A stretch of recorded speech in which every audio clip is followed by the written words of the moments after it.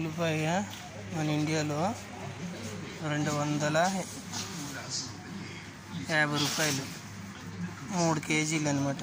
3 కేజీలు 250 రూపాయలు ఉల్లిపాయలు. చూడండి, ఇప్పుడు ఎక్స్పోర్ట్ వచ్చింది. ఇదంతా వెజిటేబుల్ సెక్షన్,